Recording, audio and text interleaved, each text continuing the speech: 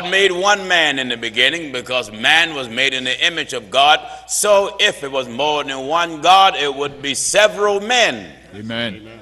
Made in the beginning to reflect all three. Yeah. But he made one man. You know, if you stand in the mirror and it's just you there. Yeah. No need to look for a bunch of other fellas standing there. Because that mirror reflect what? Your image. That's right. So when God made man in his image, how much plainer can we make it? One man was made there in the garden to reflect the oneness of God. Amen. So viewers, I can never thank God enough for interrupting our lives. Oh yeah. Sometimes the interruption didn't feel good. Sometimes because of our lack of understanding, we didn't think the interruption was good. But when time began to take its course, we found out that the interruption of God was the mercy of God extended to you and I for our safety. And because of such interruption in our affairs, we all here today. Amen. We greet all of our brothers and sisters and television viewers that are watching and listening around the world. We are forever grateful for you taking the time out to watch this program that you may learn God's way. That's it. That's all the truth of God is designed for. That's it. To teach you God's way, not Gino Jennings' way. No. I have to submit myself to God's way unless I be a castaway. I don't want to be rejected by God. I don't mind being rejected by people because that don't mean nothing to me. No. But to be rejected by God, Yeah. you can love me. But if God reject me, your love for me don't help me. Amen. You can hate me. But if God love me, your hate towards me, that don't mean nothing to me. Amen. So to all of our viewers, it's time for you to get yourself ready. To the thousands of writers that have wrote letters, whether by email, handwritten letters, we are grateful. To our brothers and sisters in the prison institutions in America and out, we have not forgotten about you. We are glad for you that are able to watch this program in your place of incarceration, that you may be set free while you're there. Oh yeah. You know, true imprisonment is when your mind is in darkness. Yeah. True freedom is when your understanding come open. And your understanding have been enlightened on who God is and God's will and God's purpose. We had a very, very good meeting last night.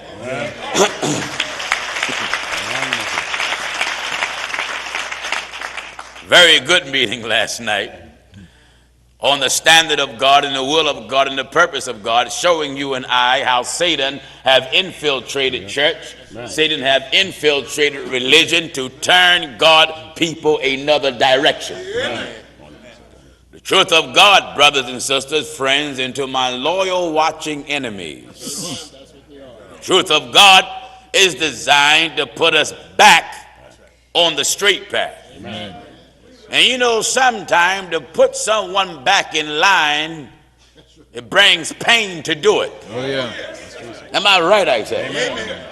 When I was a young fella coming up, I came under a very well-rounded household. We had fun. I mean, I come from a very comical family, if I would use such a word.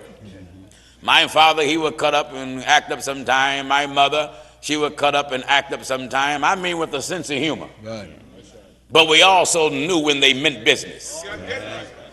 So when we got out of line, my father knew what it took to get us back in line. And my mother knew what it took to get us back in line. And sometimes to get you back in line, you have to associate that with pain. Are you listening? Amen. Because when you're a child, you are in what is called the animalistic stage. This is why the language of the scriptures use a term that's applied to animals. It says train up a child. Right. You see, most time when we look at the word train, we apply it to beasts, to animals. The objective of training an animal so it would obey its master. Amen. The objective of training children is so they would obey their father and mother. The objective of, or the purpose of training the human family is so we may obey God. That's it. Now, some of you are untamed. Amen. So God have a leash, Oh, yes. a collar. Glory to God. Amen. And this is the collar right here. Yeah.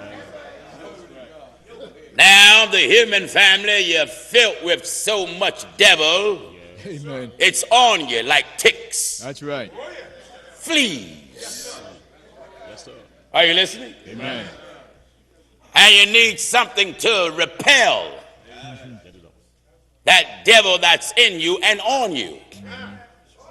And there is no collar, no leash that's stronger than God's word. No, the purpose of a leash is when it set boundaries. Oh, yeah.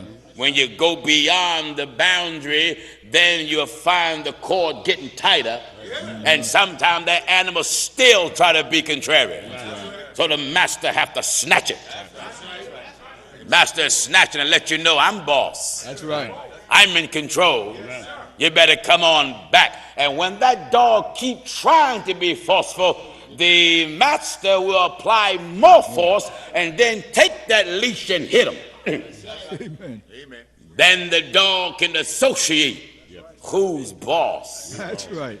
Now, brothers and sisters, God is your boss. Yes. You can be as foolish and wild and animalistic as you may try to be, but the Lord have a way of not to try to get your attention. That's an insult. That's an insult. To say God is trying. God don't try to do anything when it comes to you. Amen. God just do it. And I must say, when he do it, he does it well. Now, again, we are grateful because there are hundreds that's meeting in houses and homes and all type of places, coming together, watching the Truth of God telecast. There is a big American exodus. There's an exodus out of the churches of America and abroad. People are making their exodus out of church. And I'm not exaggerating. I'm getting hundreds of letters from around America and abroad that people have left church. They are obedient to what we're telling them. And this is causing a lot of preachers to be upset and calling preachers to threaten their former followers. Because they're coming out of the churches and coming together at homes, watching the Truth of God telecast on internet and on television. Because without question, without controversy, it is the greatest religious program in the world. Amen. Some may say that I'm trying to build it up. No, what we're preaching don't need to be built up.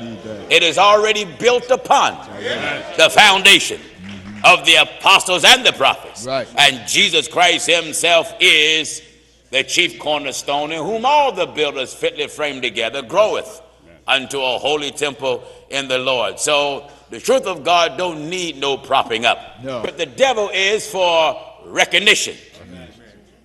So the devil's doing what he always done.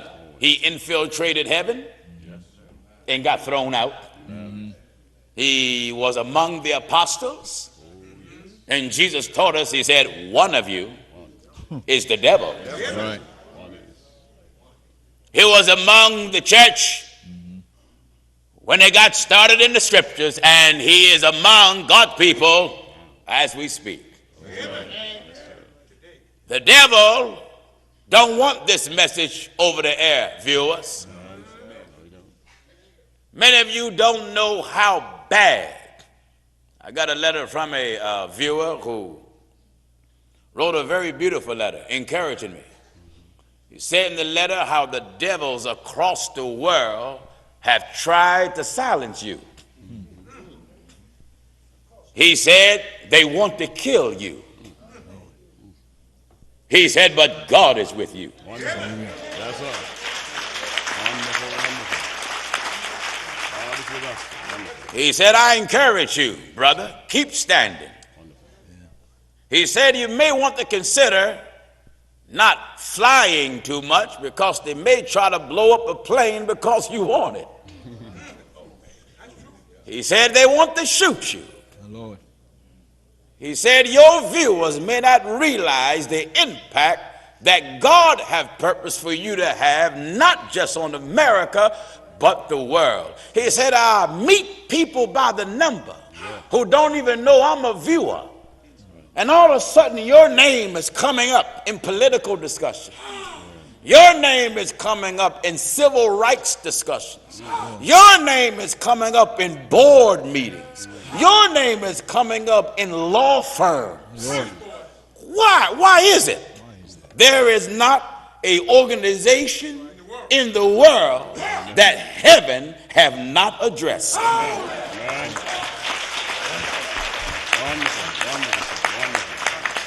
If you're a lawyer, God talked to you. Talk about you.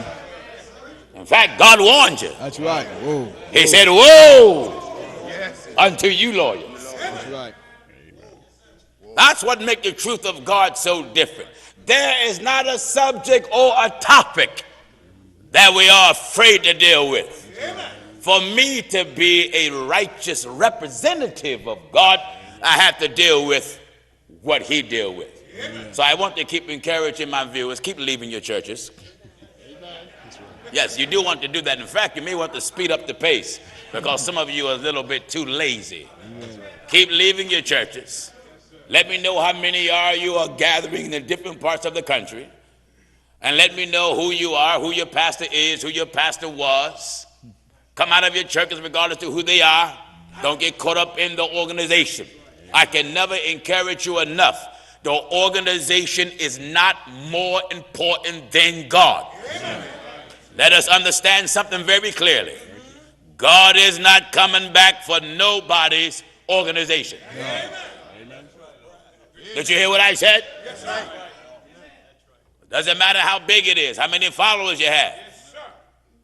The great I am. Yes.